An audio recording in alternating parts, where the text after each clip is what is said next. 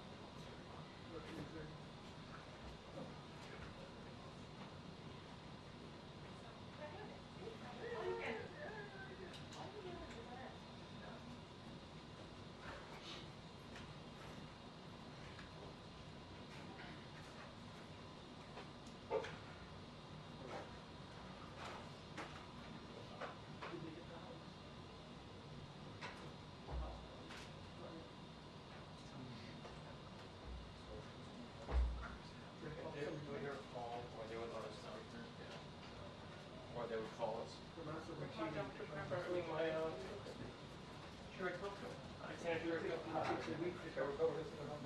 I put it somewhere.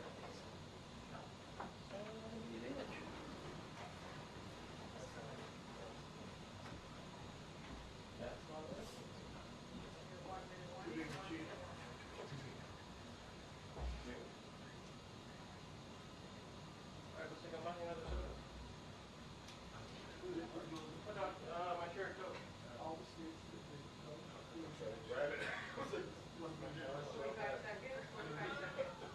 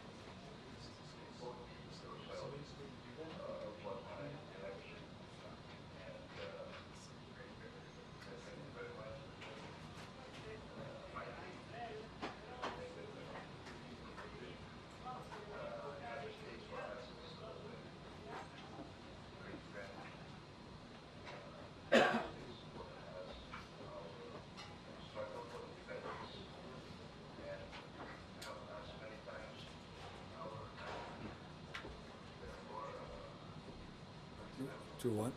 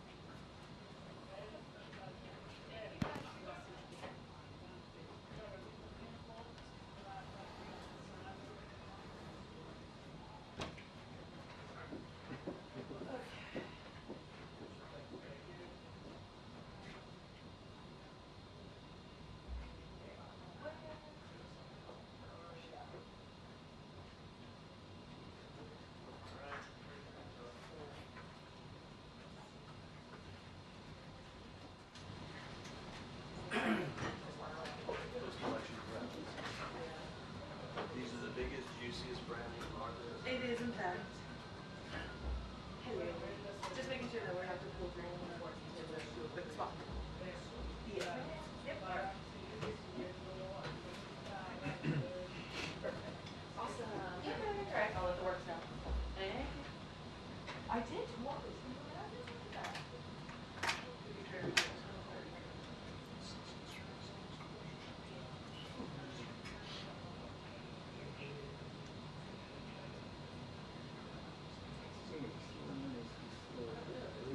Seriously, around just what are you working with today?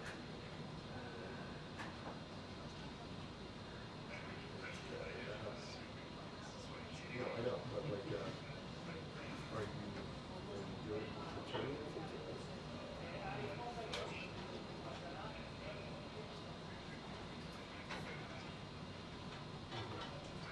So what do you, hello Jen, how are you?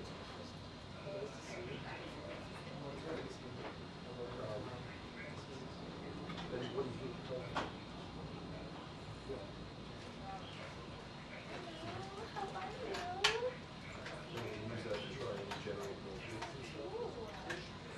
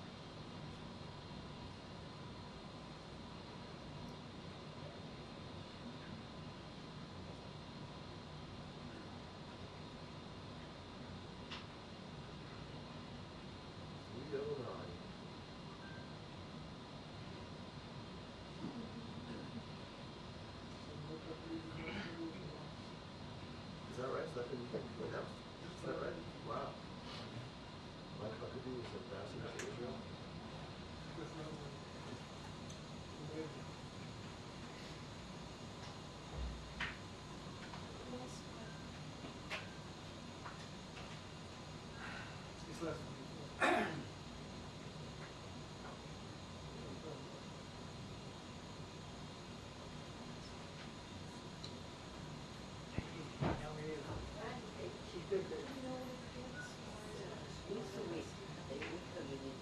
we do? This? 2:30 p.m.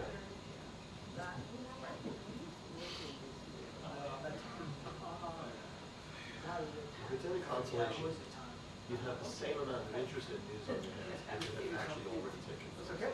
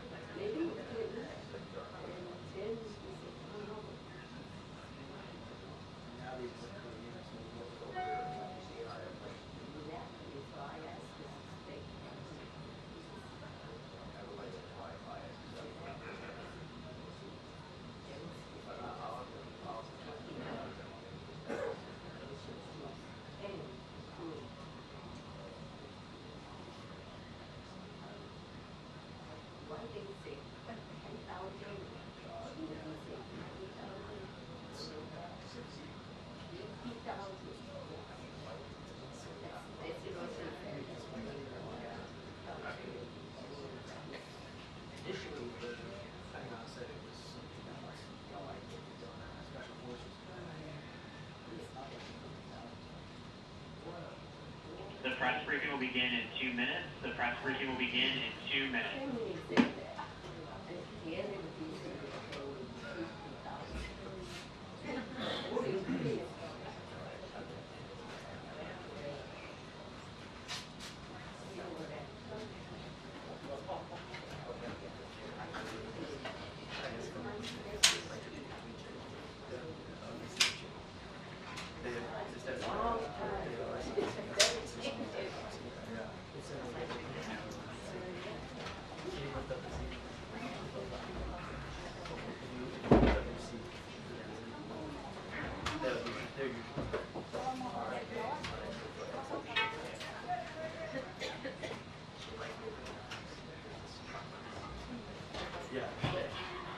Hello, how are ya? I'm sorry you weren't cool today.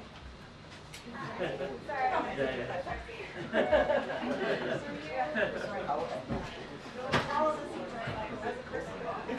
you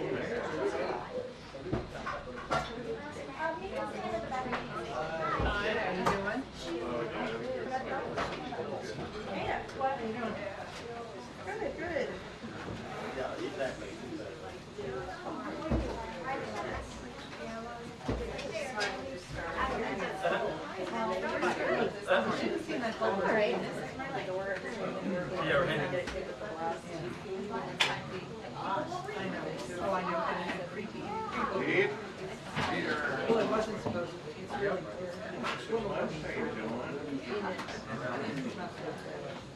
any Palm Beach duty?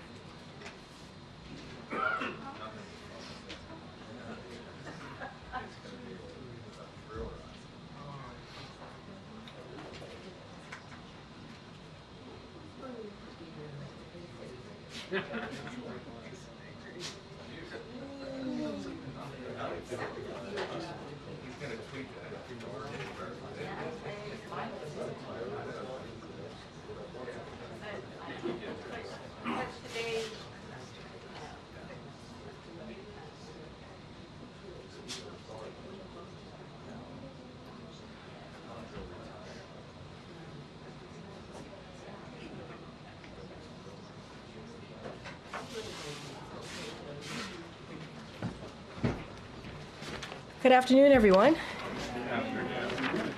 Okay. So this afternoon, President Biden welcomed the President of Indonesia to the White House. The two leaders commemorated 75 years of diplomatic relations and discussed global challenges, including Gaza and the South China Sea. As the world's second and third largest democracies, the United States and Indonesia share a commitment to addressing evolving challenges and capitalizing on emerging opportunities. The leaders also discussed sustainable approaches to food security, clean energy, democracy and pluralism, regional peace and stability, and people-to-people ties, as well as advancing our cooperation and humanitarian aid and disaster relief. And earlier today, President Biden also welcomed President Herzog of Israel to the Oval Office. You heard from the president himself. His commitment to Israel's security is ironclad, and our two countries share a deep friendship. We will have a readout later today on their meeting. And with that, Will, you want to kick us off? Thank you. Yeah, I have two questions.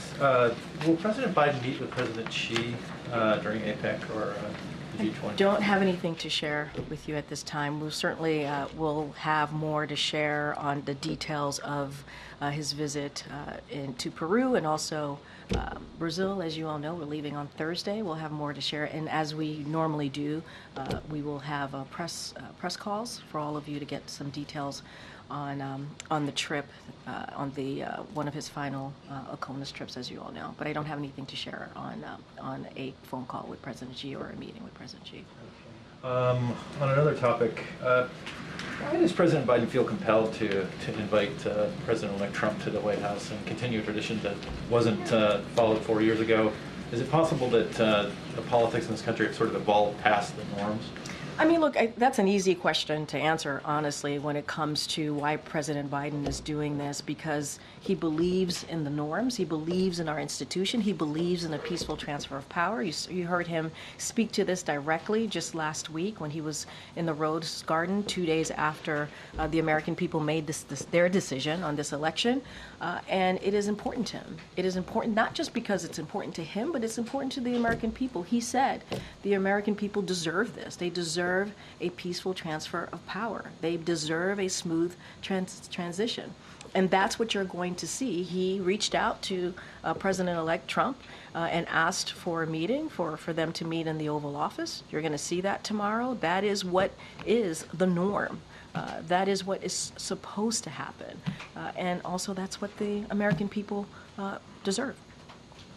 Okay, Karen. Thanks, Karine. 30 days ago, the administration put a timeline on Israel to get more aid into Gaza. Yesterday, Secretary Blinken met with Israel's Minister of Strategic Affairs to talk about the steps that Israel has taken to improve the situation inside Gaza. But today, there are multiple international aid agencies that say that Israel has failed to address the concerns and that the situation is even more dire than a month ago.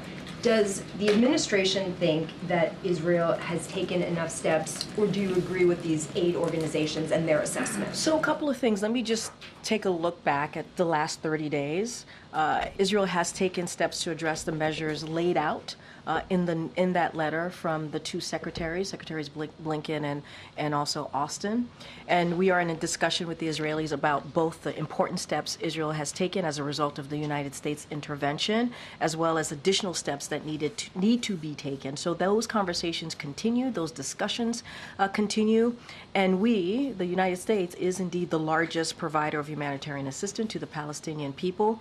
And so we are going to continue to do everything that we can to surge humanitarian assistance in Gaza. We understand how important it is, and in your question, we understand how dire that is. So ultimately, the long-term solution here to alleviate the suffering of the Palestinian people in Gaza is bringing an end to this war. And so we're going to try and work very hard to continuing to achieving certainly that goal. And so that is certainly continuing to be a priority for us as we talk about what's happening in the region. Is the administration, is the president satisfied with those steps, though, that Israel has taken over these past 30 days? Is it enough? I did say that they have taken steps, and those discussions continue because we need more. We certainly need more aid to be surged into Gaza. So there's more work to be done, but we have seen certainly some improvement. And again, we are going to do everything that we can. The United States, we are indeed the largest provider of humanitarian aid and humanitarian assistance into Gaza to relieve the pain of the Palestinian people. And what we're seeing, and you're right, it is dire, but those discussions continue, and we're going to be laser focused on that. If I could just do one more on the meeting tomorrow. Can you just tell us what are the top issues that the president is bringing to the agenda tomorrow? How long you anticipate the meeting lasting? Is he having senior staff there? Like, what's this going to look like tomorrow? So, look, President-elect Trump is coming to the White House because the president invited him as part of this peaceful transfer of power. There's going to be a pool spray at the top in the Oval Office before the meeting commences. And so you all and some of your colleagues will certainly have an opportunity to hear from, or to see that, to see the two of them sitting down together. I don't have anything beyond that. I don't have an agenda to share. It's, we try to keep these, certainly these types of conversations private, and just don't have anything beyond that to share. This is part of the process. When we talk about peaceful transfer of power, this is what you're seeing. It's kind of the beginning of that, when you see the current president and the president who's coming in, sitting down in the Oval Office and having a discussion. Don't have any details to share at this time. Okay. Thanks, Karine. Can you confirm whether or not Mrs. Trump has accepted Dr. Biden's invitation to come to the White House as well? Don't have any updates, or we don't have any scheduling updates to give. I would certainly reach out to the Trump transition team to get more clarity on that question. I just don't have anything to share at this time. And can you say whether President Biden is pleased with how the transition is going so far? I mean, look, what the president is committed to doing is making sure that this transition is effective, efficient, and he's doing that because it is the norm, yes, but also the right thing to do for the American people. That's what they deserve. We're going to have a meeting tomorrow. They're going to have a meeting tomorrow, and certainly that will continue. As you know, Chief of Staff Jeff Zients has been pretty open and available to the Trump transition team, and will continue to do so. We want this to go well. We want this to be a process that gets the job done, if you will. And so, look, it's certainly, we're going to do everything that we can. The president trusts his team to get that done and do it the best way possible.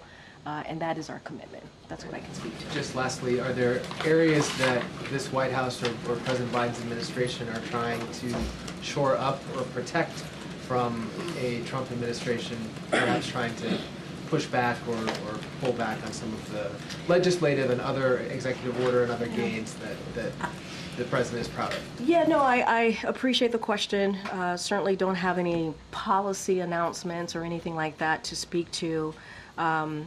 What I can say more broadly, if you will, is say that, look, more broadly, the president's legislation is helping all Americans across the country.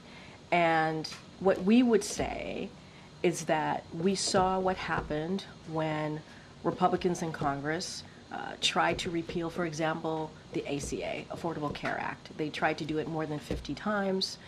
It was something that they were so laser focused on.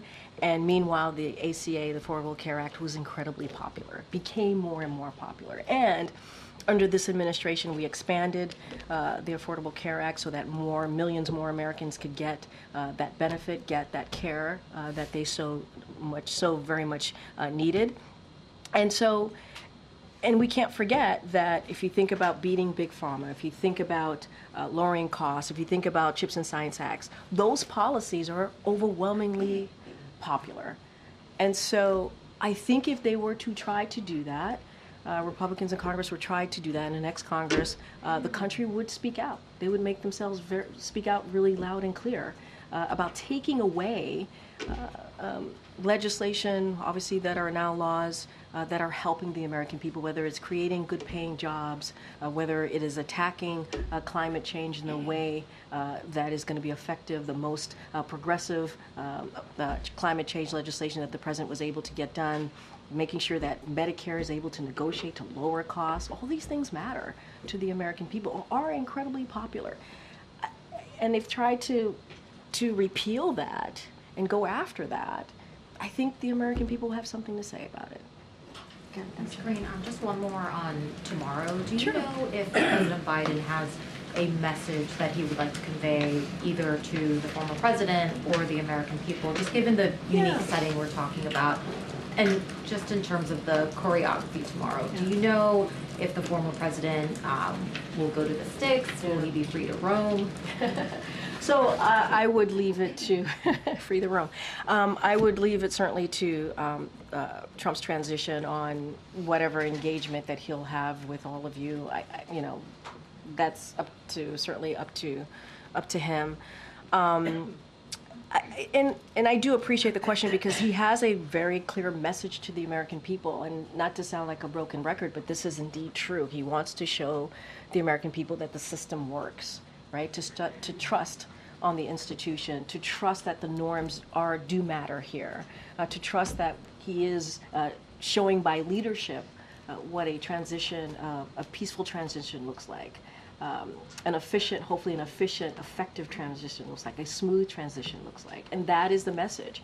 When you all come in, when the pool comes in tomorrow and does a pool spray, that's what they're going to see, right? They're going to see these two, one president-elect and the current president sitting down and doing what is the norm. And that, if you know Joe Biden, right, if you know Joe Biden from following him in the Senate and as vice president, certainly the last almost 4 years, he cares about that. He cares about our democracy. And that's the message that he hopes resonates with the American people tomorrow. And separately, the families of the American hostages are in town. Should they, at this point, have any reason to hope that their loved ones will be released before the president's term is up? I mean, the president is committed to continuing to do the work to get families home, to get all of the hostages home, including American hostages, obviously, all of the hostages. And that is his commitment to the families. As you just stated, the families are here. They met with National Security Advisor Jake Sullivan this afternoon. They've had regular engagement in meetings with Jake Sullivan, but also many other members of the team here. And we're going to continue to do the work to get the deal done. And if anything, there's more of an imperative to get that done, right? We want to make sure that we get them, get their loved ones home, and so that is our commitment. It doesn't change at all. If we are continuing to be eager to get that done and working around the clock as we have for this past more than a year now, more than 400 days, and so it doesn't stop our commitment. It doesn't stop us from trying to get that done. You said he's committed to doing the work and, you know. Continuing to do the work, yeah. And the White House is working around the clock. What does doing the work right now look like? What is working around the clock? Trying to find ways that we can get to a deal, right? As you know, Qatar is very much involved. Egypt is very much involved. They're doing their part of the negotiations, and we want to pursue, and we believe there's a number of ways, numbers of initiatives to secure that hostage deal, to release those hostages, and we're going to work through it. We're going to continue to do that work. And that's what we can say is our commitment, and will continue, has been our commitment, and continue to do so. Thanks, Karine. I know you don't want to get too far ahead of the conversation, but I did want to point to something that Jake Sullivan said over the weekend. He said that President Biden would have the opportunity over the next 70 days to make the case to Congress and the incoming administration that the United States should not walk away from Ukraine. So is foreign policy going to be on the agenda for tomorrow? Ukraine specifically, Israel's war with Hamas? I'm not going to get into the details of what's going to be discussed tomorrow. That's not something I'm going to get into here. But look, you heard from the National Security Advisor, Jake Sullivan, our commitment to Ukraine. I mean, that is something that we have showed for almost, 3 years since Russia's aggression into Ukraine.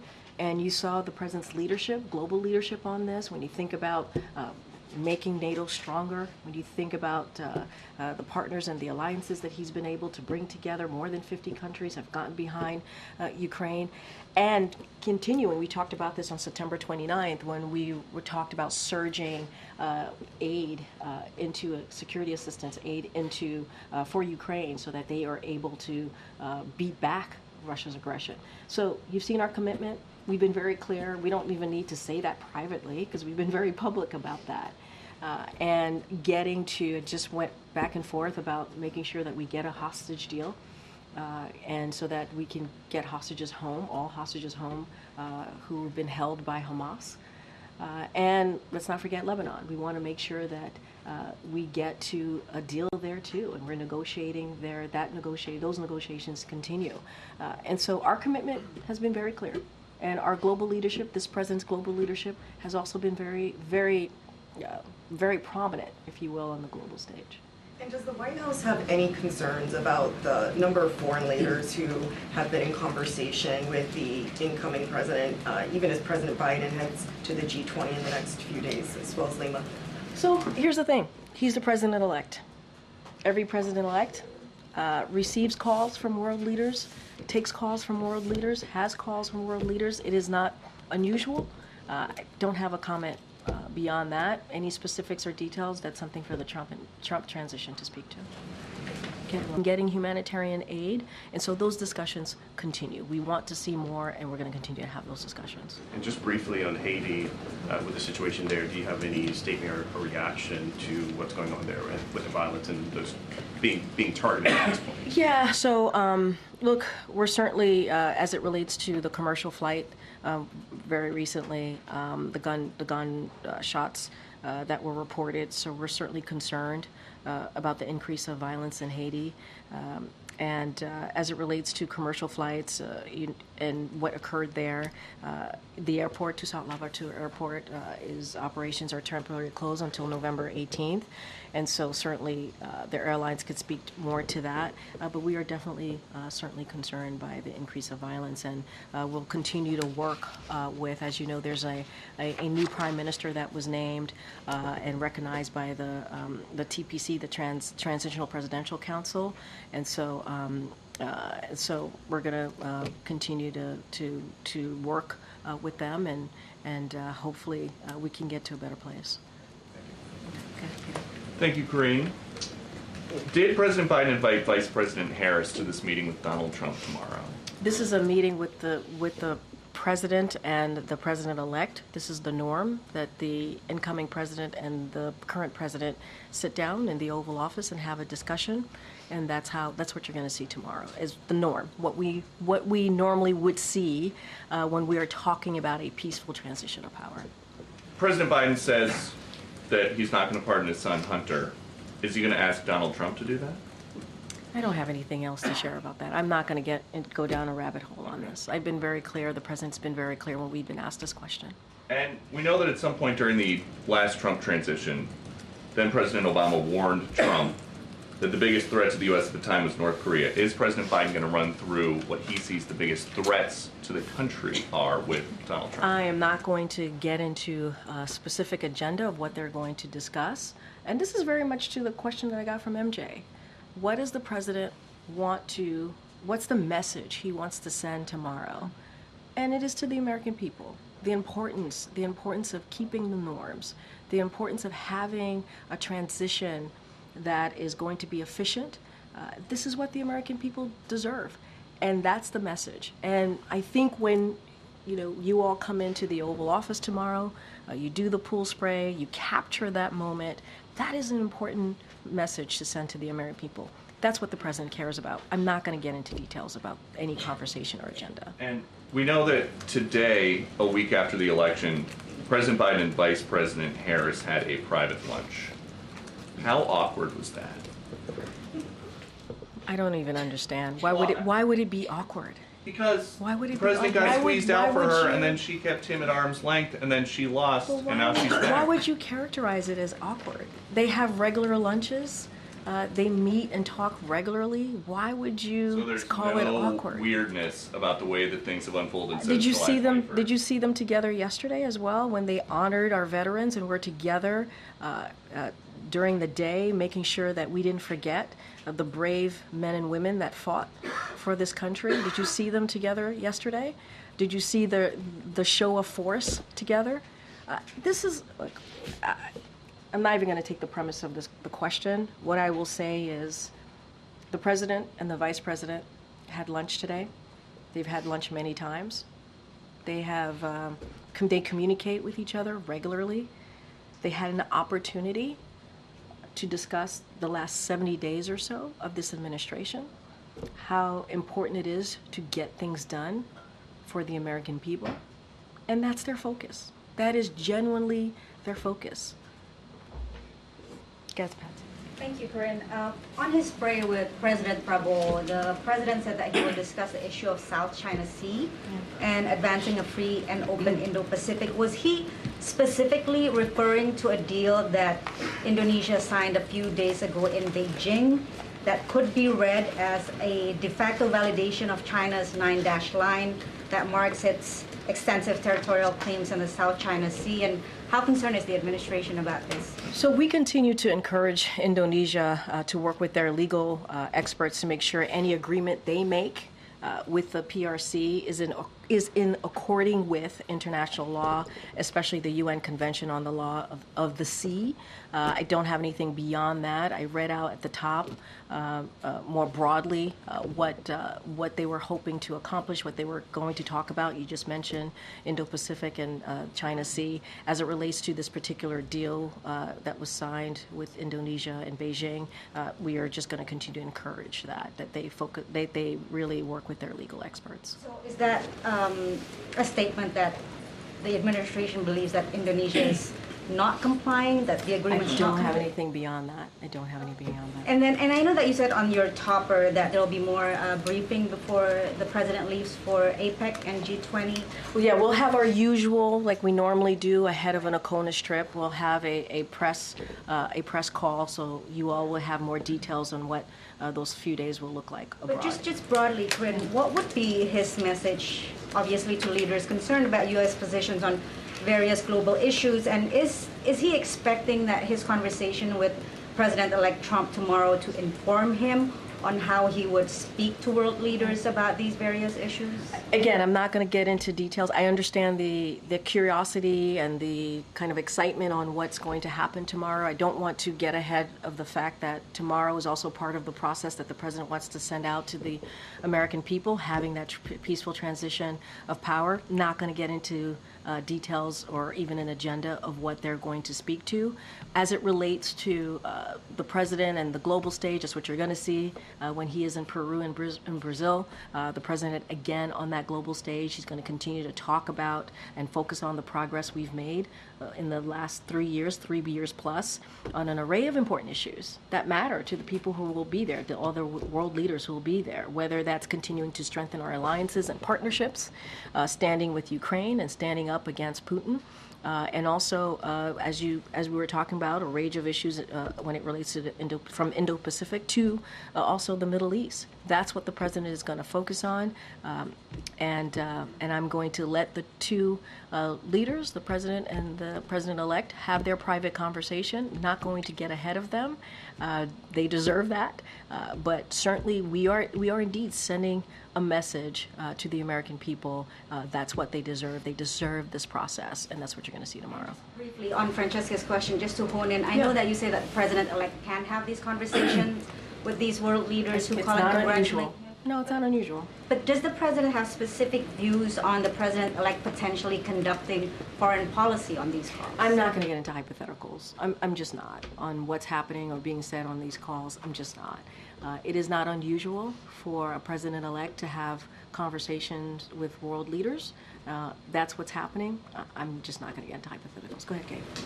Thanks, Karine. You mentioned a little bit ago that several countries were still working together to secure a ceasefire deal, and you mentioned Qatar and Egypt. Didn't Qatar pull out of mediation? Its mediation? Yeah, and I will. I appreciate that. I will let Qatar speak to their own decision. I'm not going to certainly speak to that, and I'm not going to get into any other private conversation. What I said is that what I'm trying to convey is that we're going to continue to pursue certainly a number of initiatives to get the hostages home to their families. That is an ongoing work in progress, if you will, and that's going to be our focus. But doesn't that change, that Qatar pulling out of that mediation role, doesn't that signify that these hostage talks are very far off? And so, look, Qatar is going to have to speak to whatever decision that they made. I'm not going to speak to that. I'm not going to get into private conversation. What I'm trying to say is we're going to continue to pursue a number of initiatives, continue those conversations on how to make sure we secure the release of hostages. That is ongoing. That is certainly ongoing. And so not going to, we're very careful. We don't negotiate from here, not going to negotiate from the podium, but certainly the work is ongoing. And back to the humanitarian aid in Gaza that you discussed earlier, that was a U.S. deadline. That was a month ago. Yeah. You said that Israel has taken some steps, but among those steps are the U.S. had asked 350 humanitarian aid trucks a day. We're nowhere near that point.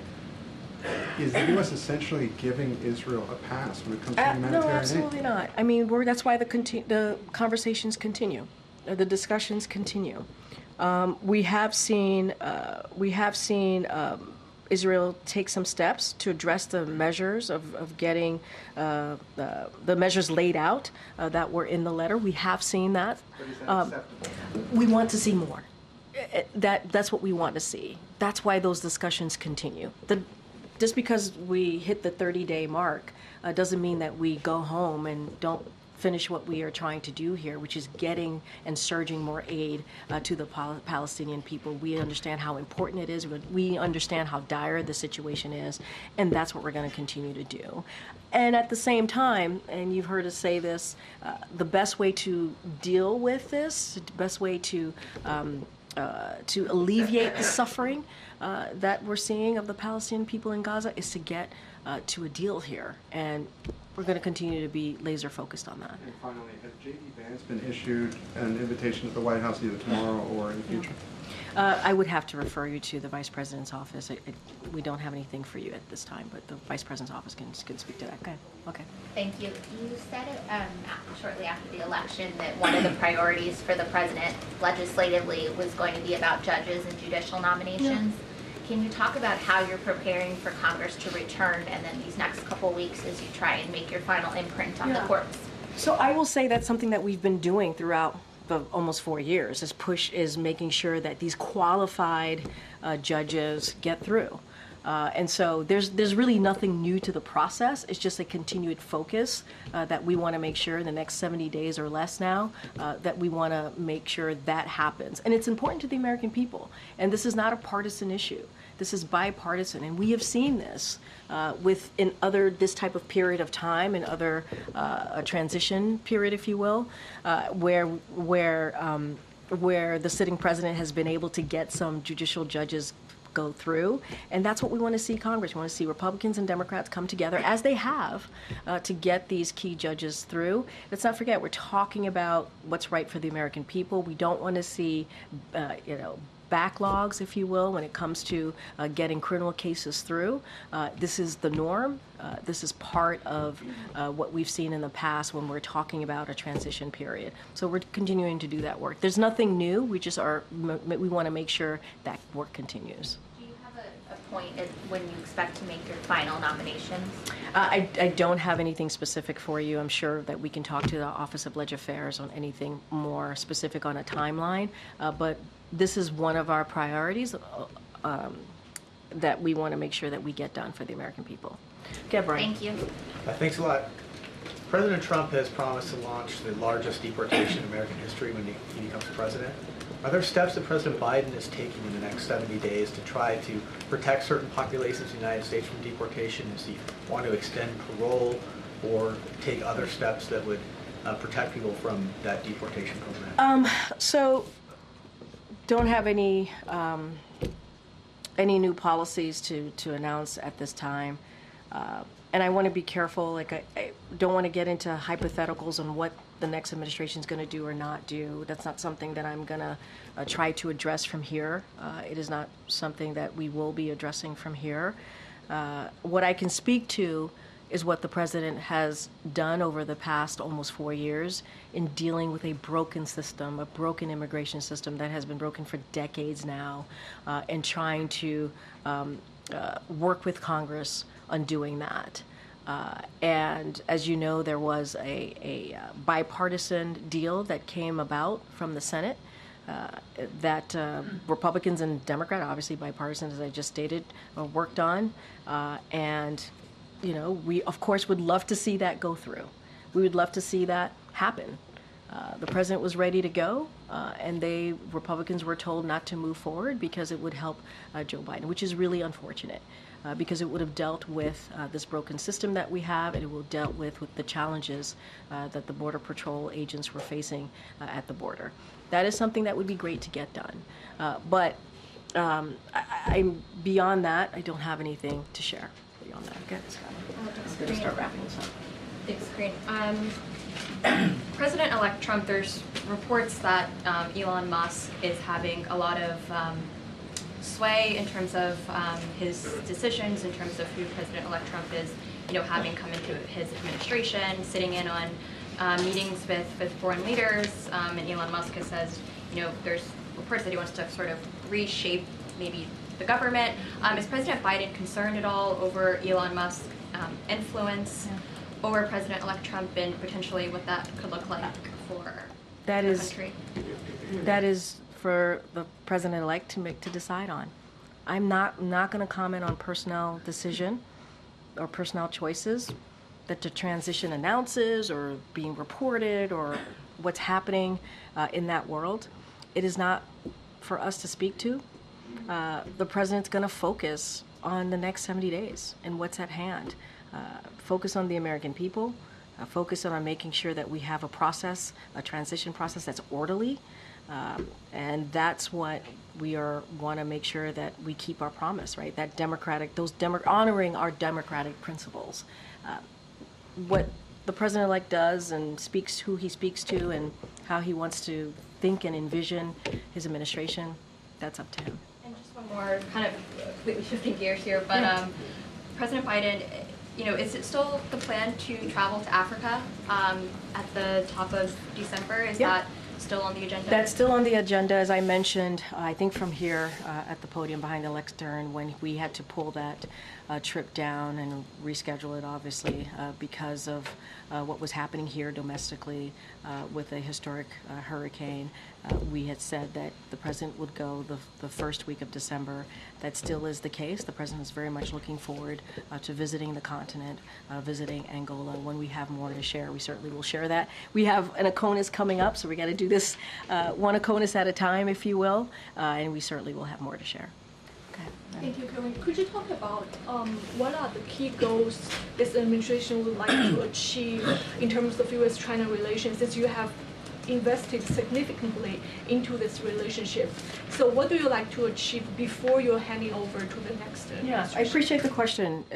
If you indulge me a little bit, because I think this is important. So the president, as you know, has prioritized investments in sources of U.S. strength at home, strengthening our alliances abroad, and taking common sense measures to protect U.S. technology and also national security. So when he came into the office nearly 4 years ago, this president made it clear that the U.S. was going to advance and protect our interests here at home and also obviously abroad.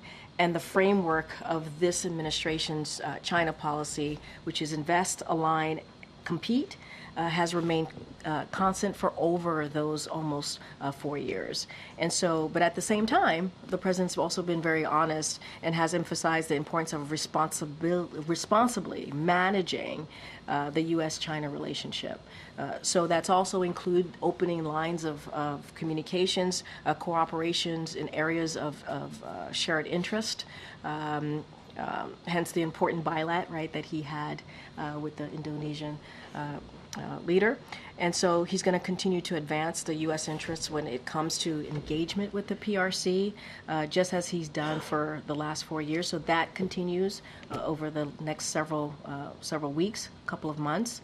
So I would say stay tuned. See how it goes. Does the president feel urgency or importance to meet President Xi in person before his term is over? I don't have anything to share about a meeting or a phone call. I just laid out the importance of the U.S.-China relationship, what we've been able to do the last 4 years. That's certainly going to continue. And if we have more to share on a possible meeting or certainly a phone call, we would certainly do that, share with all of you. Quickly, why the phone call hasn't happened since Jake Sullivan previewed it 2 months ago? You know, things like this take some time. I just don't have anything to share with all of you. But I think we've been pretty. You've seen that relationship and how that's developed, how the president approached the U.S.-China relationship, and that invest, that align, that compete, the 3 things that I mentioned to you, is certainly going to continue. You've seen that the last 4 years, and if we have more to share, we certainly will do that. Thanks, everybody. I'll see you tomorrow.